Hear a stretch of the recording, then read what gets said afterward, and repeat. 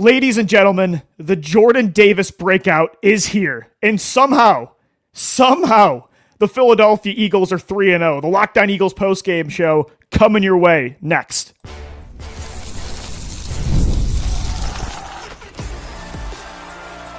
You are Locked On Eagles, your daily Philadelphia Eagles podcast. Part of the Locked On Podcast Network. Your team every day.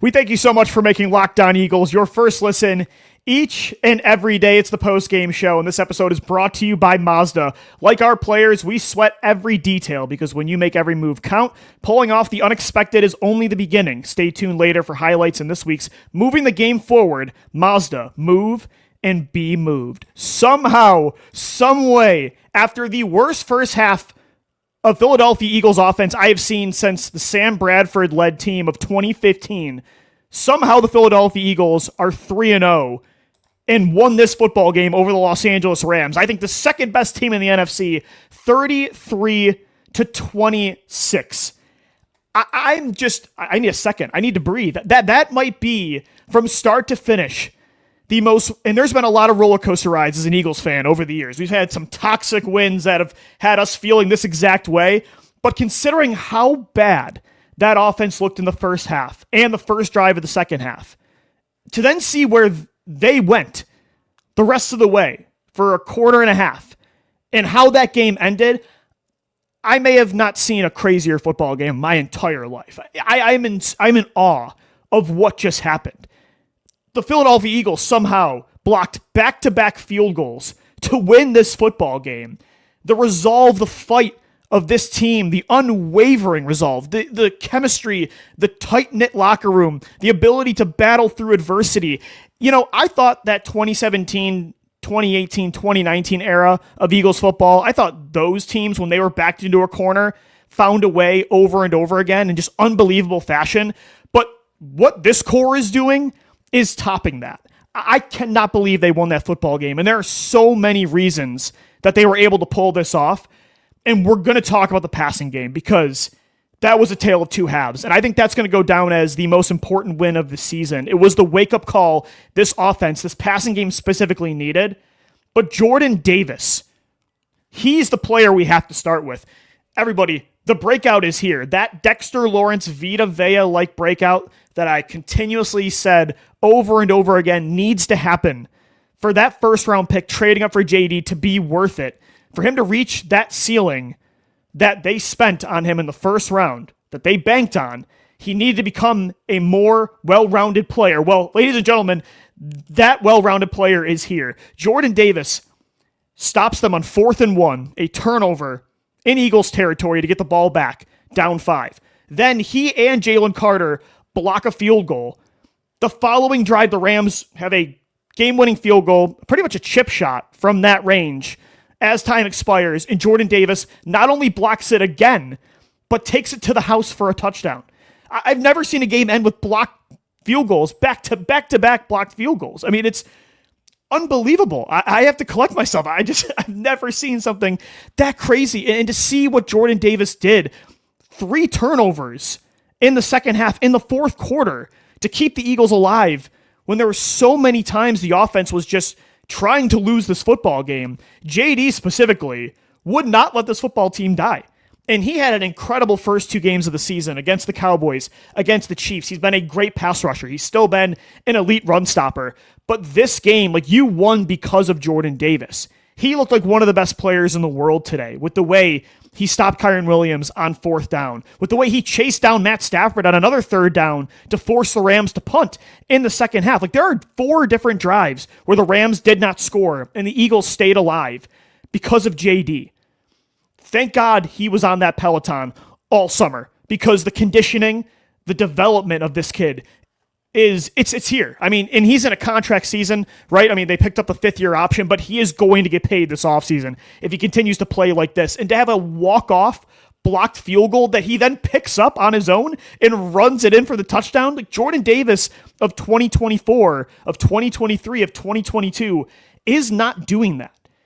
I mean, the step that kid has taken is unbelievable. And it wasn't just him. I mean, Jalen Carter was the first to block that field goal. This defense, over and over again, as I alluded to, just would not let this football team die. And that's really the theme of this Eagles core, of this era since 2021, is just the never say die ability to overcome adversity. Even in a game like this, that again, it felt like a new low. I mean, I wasn't ready to sound the alarms and call for people's jobs like I did last year after the Tampa Bay loss.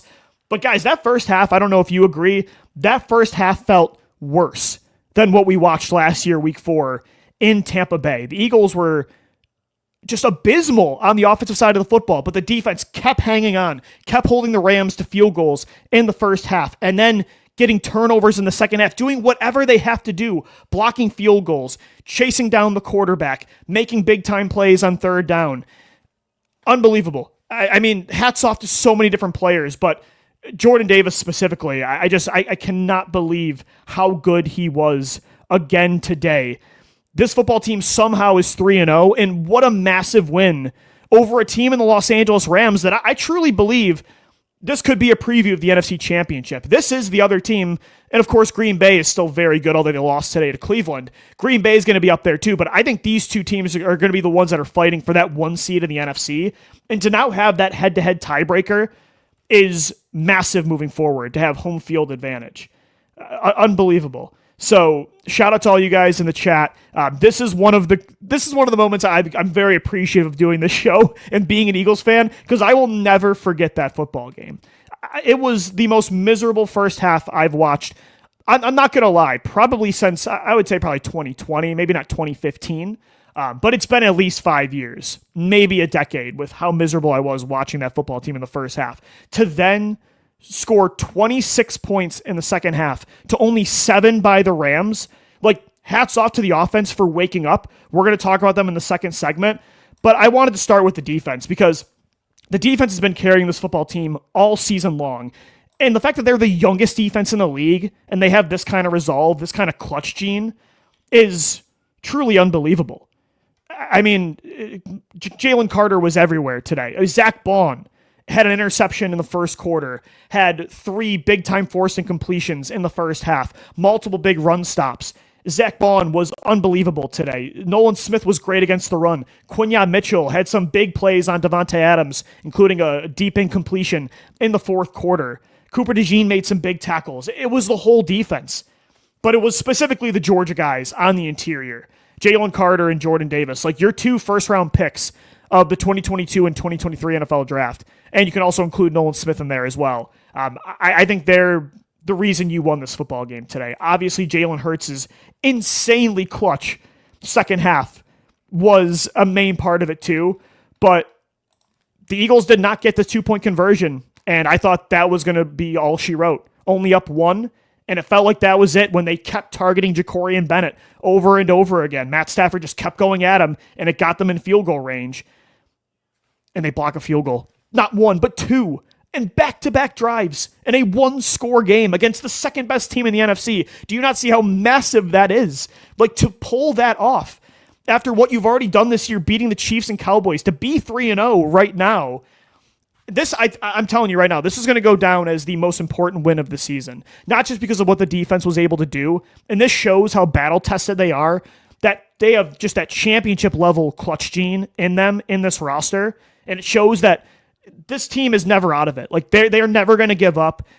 That's just how Nick Sirianni has this locker room, right? And that's just the makeup of all these players coming from Georgia and Alabama, and just the maturity of all. They're young on defense and offense, but as I've said for years now, this team is wise beyond their years. And I think it's going to go down as the most important game of the season too, because the passing game was able to not only wake up, but dominate. They were horrible in the first half, and they were incredibly elite in the second half, and it's going to pay dividends moving forward down the stretch of this season, because without that kind of wake-up call, I don't know if this football team can win a championship, and I'll talk about that coming up next right here. On the postgame show, the Philadelphia Eagles somehow 3-0 after a 33-26 comeback win over the Los Angeles Rams.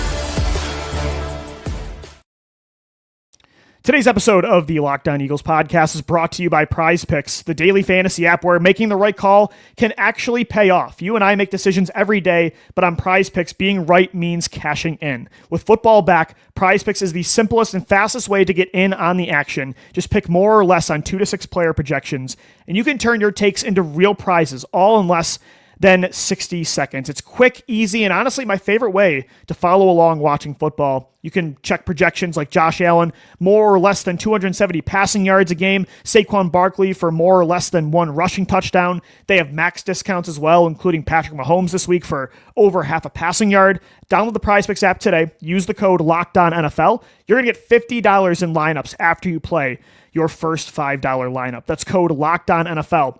For $50 in lineups after your first $5 play. PrizePicks, it's good to be right. Guys, today's show is also sponsored by Mazda. Mazda's moving the game forward. For those who believe it's not just about playing the game, it's about redefining it. There are moments that do more than put points on the board. They move crowds, move culture, and keep moving the game forward. This week's moment that moved the game forward clearly is Jordan Davis blocking the field goal that won the Eagles this football game over the Los Angeles Rams. When you follow what moves you, the unexpected is only the beginning. And just like there's more to every highlight, there's more to a Mazda vehicle. Mazda, move and be moved. All right, the Philadelphia Eagles somehow 3-0, a massive comeback win over the Los Angeles Rams, 33-26. Jordan Davis and Jalen Carter back-to-back field goal blocks to win this game.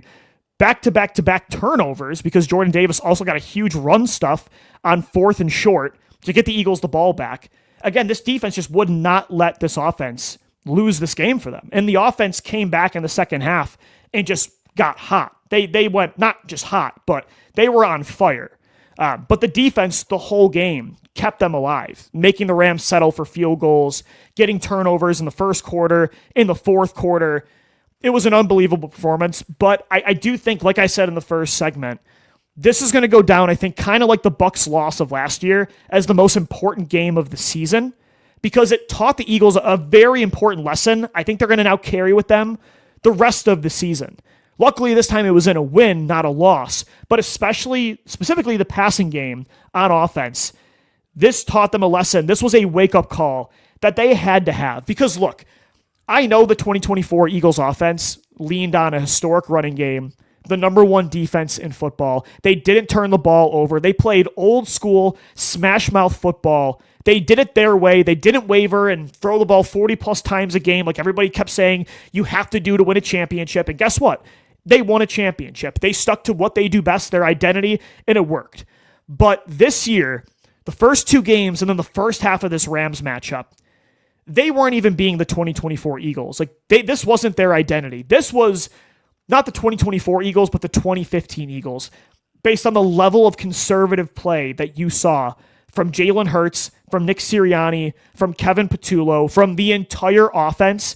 This was really, really bad. I mean, look, again, this team is never going to be a 300-plus yard a game passing offense. They're never going to be that team. They're just not, even with the personnel they have.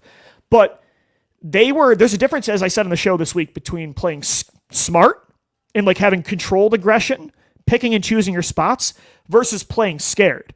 The 2024 Eagles were smart and didn't always force the issue, but they were still very explosive in the passing game. You didn't always win because of the passing game, but you didn't win in spite of the passing game. This year so far, you have been winning in spite of the passing game. Jalen Hurts, it felt like he was just gun shy. Everything they threw was short of the sticks. It looked like I was watching Sam Bradford out there. Nobody was open. It felt like it was either a check down or they're looking for the deep shot, and it's not there. It was really, really bad. They had -1 passing yards in the first half. And even if you aren't going to be an elite high-volume passing attack, you have to be able to throw a lot better than the Eagles did for the first 2.5 games of this season. And luckily, I'm glad the Rams punched them in the mouth like that in the first half. Because if they kept winning in a dirty way, and by dirty, I just mean boring, grimy, not really producing a lot on offense. I don't know if they changed their mentality, but Jalen was taking the play smart and not turn the ball over thing way too far. Like, it was way too far. Yeah, you were winning the turnover battle a lot, but when you're losing the explosive play battle, that can be just as important. And in the second half, they said, screw it, we're going to start taking some chances. What happens? Your first deep shot down the right sideline, boom, big play to A.J. Brown. The very next play, deep shot down the middle, boom, touchdown to Dallas Goedert. The next drive, what happens? You march down the field throwing the football, A.J. Brown receiving touchdown. Oh, and what happens? Suddenly the Rams can't stack the box anymore. Suddenly there's a lot of space for over the middle of the field for the short and intermediate passing game. Saquon Barkley can actually run the football where there's not 10 guys teeing off on him at the line of scrimmage. They learned a very valuable lesson today that you can be smart and play controlled, turnover-free football without removing all of the explosive part of your passing game, of your offense. Like, the fact that they were just not giving A.J. Brown any opportunities to make plays in the first half or all season, and then in the second half, you just start force-feeding him, and look what happens. I mean, he has the touchdown, the deep ball. He had a couple massive third and long conversions on that game-winning drive. That was, again, such a crucial moment. That second half against LA. I'm telling you, if they win a championship this year, this is going to be the game I point to, because the passing game, they had to wake up. It wasn't just Kevin Patullo, very little separation in the offense, which again continued to be a thing today. I genuinely do believe Jalen Hurts was just, his clock was way too slow. He was holding onto the football and he wasn't giving his guys opportunities. I know playing safe and being kind of a game manager last year helped, but guess what? You were taking it too far. It was hurting your team now. Not only was the passing game just stalling out and there was no explosive part of your game, but the run game. I mean, Saquon Barkley wasn't able to do anything for the first 3 quarters because you weren't able to push them back. To see Jalen Hurts kind of shake that and get back to more of the player that we saw in 2022 and 2023 and last year in the NFC Championship and the Super Bowl, that was huge, because you don't want to see a guy like that start to develop these habits where now that's just his play style and he almost becomes gun shy by nature. That wasn't Jalen Hurts in the second half. He was spectacular, and this game was a great reminder that you can win because of Jalen carrying you with his arm. Like, he can lead you to double-digit point comebacks against the second best team in the NFC when he needs to. Like, this should shut up the country. Like, everybody that says Jalen Hurts cannot carry you, yeah, the first half you can point to how bad he was, but the second half doesn't lie. Like, this was a quarterback putting you on his back against a great football team, against a really good defense, showing his clutch gene, putting up, again, they had -1 passing yards in the first half. He finished this game 21 of 32 through the air, 226 passing yards, 3 passing touchdowns, no interceptions, 40 yards on the ground and a rushing touchdown. So Jalen Hurts had today 266 yards of offense, passing and rushing combined, and 4 touchdowns. If you still believe Jalen Hurts is a system player and cannot elevate this football team, I got nothing more for you. And I think he needed to realize that today too. It wasn't just like the country, but I think Jalen was almost starting to play like the player that everybody said he was, instead of the player he can be.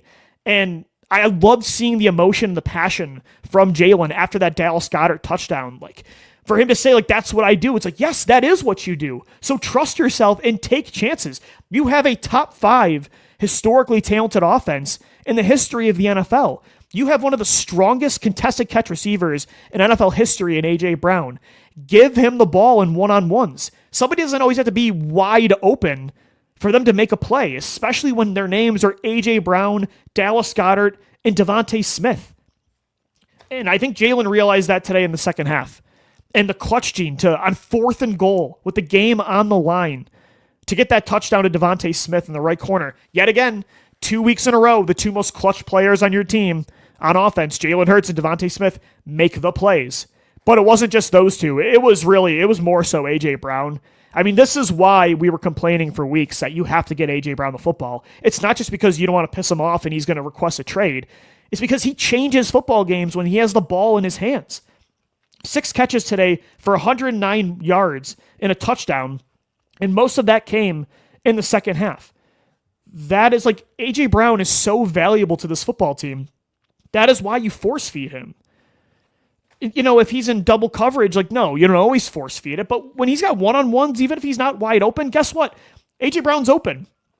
And, that 3rd and 10 play on Emmanuel or on Williams where he catches the ball in traffic just with the corner draped all over him, bulldozes him over to get the first down, makes another big play on 3rd down, gets upfield down the left sidelines to set up the Eagles in the red zone on that game-winning drive. The clutch gene of the big three today of Jalen, Devontae, and AJ, just unbelievable. That's the thing about this football team. I said it last week. Even when things don't always go perfect, they always find a way. They're not always top 5. They're not always elite in certain ways, but they are always elite when they have to be, when it matters most. And you've seen that now in back-to-back games against, I still think, 2 of the best teams in the NFL, even though the Chiefs are 0-2. For them to do that against these kind of football teams is so massive moving forward. So I think it's not just the fact that they won and came back against a really good team in the Rams who are battling with you for the bye week, I think the top seed in the NFC this year, but the way you won that game, I think it's exactly what needed to happen. You needed to be that bad in the first half passing the football so you could be that good in the second half and you can be that good moving forward. So, what an incredible performance. Jalen Hurts, again, 21 of 32, 226 passing yards, 3 touchdowns. A.J. Brown, 6 for 109 and a touchdown through the air. Devontae, super clutch performance as well. 8 catches for 60 yards and a touchdown. Dallas Goedert with the 3rd touchdown. 1 catch for 33 yards and a score. We'll wrap up today's edition of Locked On Eagles. Coming up next, some other key takeaways from this game as we wrap up the postgame show right here on Locked On Eagles.